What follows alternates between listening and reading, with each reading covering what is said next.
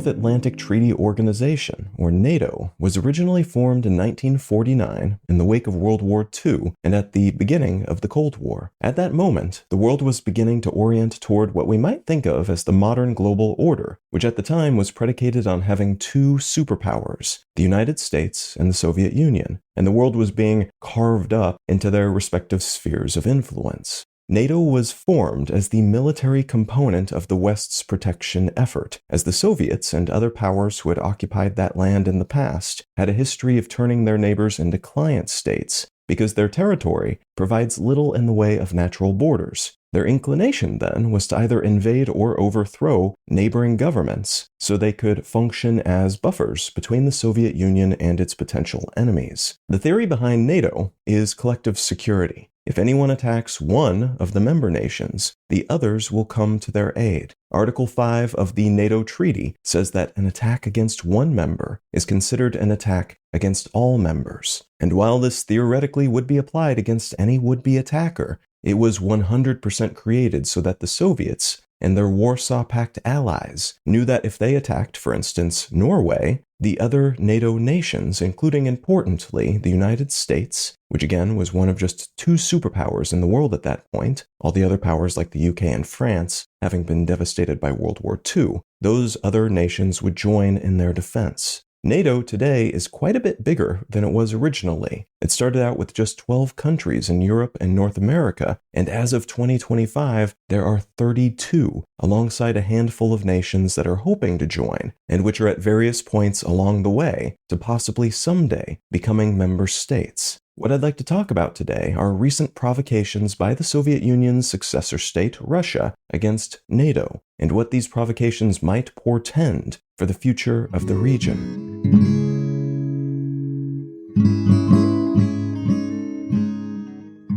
You're listening to Let's Know Things. I'm Colin Wright. I'm able to keep this show ad-free because of support from listeners like you. If you're finding value in what I'm doing here, consider becoming a paid supporter for the cost of a cup of coffee each month at letsknowthings.com. And as a thank you for your helping me keep this show solvent, you'll receive an additional bonus More Things episode each month. All right, let's get back to the show. In early 2014, Russia invaded in a somewhat deniable way, initially funding local rabble-rousers and using unmarked soldiers and weapons, the eastern portion of Ukraine, and then annexed an important Black Sea region called Crimea. Then in early 2022, Russia launched a full-scale invasion of Ukraine, massing hundreds of thousands of military assets on their shared border, before plunging toward Ukraine's capital and other vital strategic areas. Against all odds, as Ukraine is small and poor compared to Russia, and has a far smaller military as well, Ukrainians managed to hold off the Russian assault, and today, about 3.5 years later, Ukraine continues to hold Russia off, though Russian forces have been making incremental gains in the eastern portion of the country over the past year, and Russian President Putin seems convinced he can hold the Donbas region in particular, even if peace is eventually declared. At the moment, though, peace seems unlikely, as Russian forces continue to grind against increasingly sophisticated and automated Ukrainian defenses, and the invading force, in turn, is bolstered by North Korean ammunition and troops.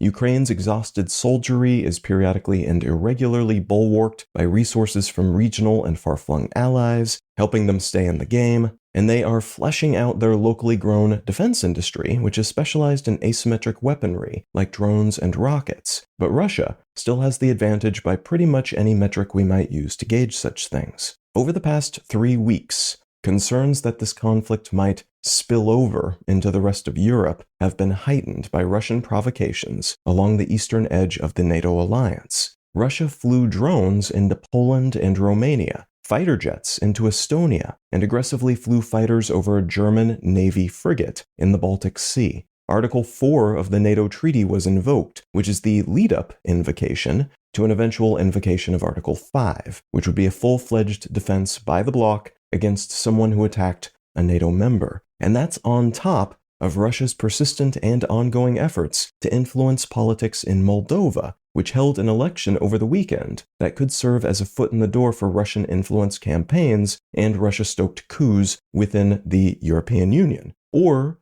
could become one more hardened border against such aggressions, depending on how the election pans out. The final results are not in as of the day I'm recording this episode, but there are fears that if the pro-Russian parties win, they will turn the country, which is located on Ukraine's border opposite Russia, into another Russian puppet state, similar to Belarus. But if the pro-Russian parties don't do well, they will try to launch a coup, because Russian disinformation in the country has been so thorough, and has indicated, in essence, that if they lose, the process was rigged.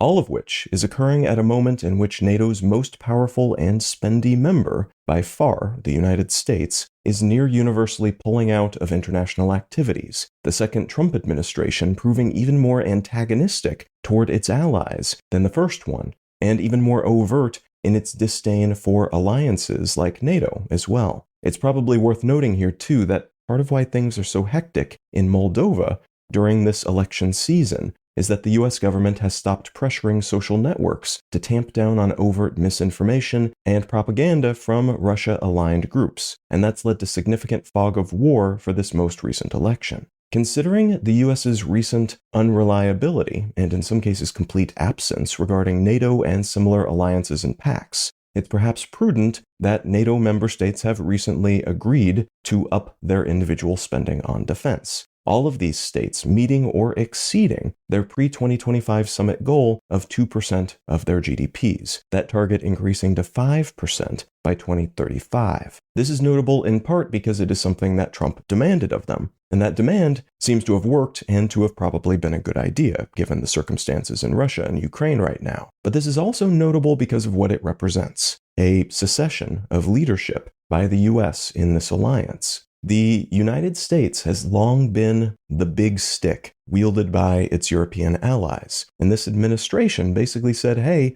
you need to make your own big sticks. You may not have access to our weapons and support anymore. And while it will still take a while to both get their funding up to snuff and to spend those funds appropriately, outfitting their defenses and shoring up their number of soldiers, this would seem to be a step in that direction, though there is simmering concern that it could be too little too late. That concern is mostly held by Russia watchers who have noted a big pivot by Russia's leadership and in the Russian economy. Over the past 3.5 years since it invaded Ukraine, that invasion taking a lot longer than they thought it would, Russia has shifted into a total war stance, its entire economy reliant on its continued invasion of Ukraine. Should that invasion end or ebb, or should it fail to give the Russian government enough successes so it can brag about how well it's doing to its citizens and oligarchs, it would probably need another target, another front in the war that it can open to justify the continued churning out of weapons and soldiers, and the continued spending of a huge chunk of its GDP on the military. Lacking that churn, its economy would be in even worse straits than it's in today, and lacking that cause, it is possible support for the government could collapse. It's also been posited that it could be a disaster for Putin's regime if too many Russian veterans, wounded and traumatized from their time on the front lines in Ukraine, were to arrive back in Russia all at once. That's the sort of situation that could lead to an uprising against the government, or bare minimum, a lot of turmoil that they don't want to deal with. Having another front, another battle to send them to somewhere in the West, would solve that problem. It would be an excuse to keep them fighting external enemies rather than looking for internal ones.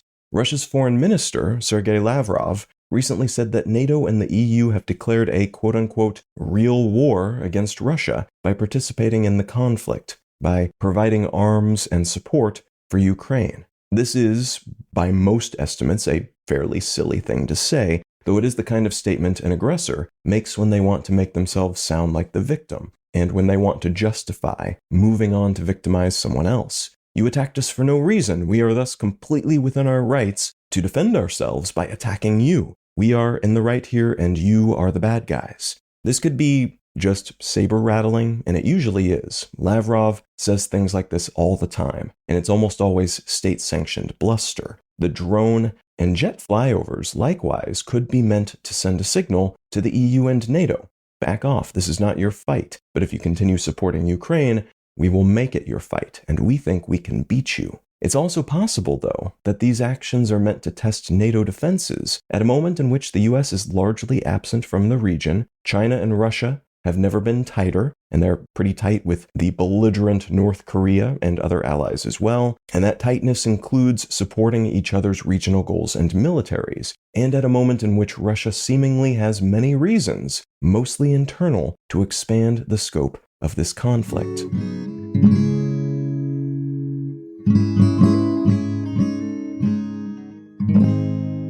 The book I'd like to recommend today is called More Everything Forever: AI Overlords, Space Empires, and Silicon Valley's Crusade to Control the Fate of Humanity by Adam Becker. I'm going to read the publisher-provided summary for this book, as I think it does a pretty good job of explaining its thesis. Tech billionaires have decided that they should determine our futures for us. According to Elon Musk, Jeff Bezos, Sam Altman, and more, the only good future for humanity is one powered by technology.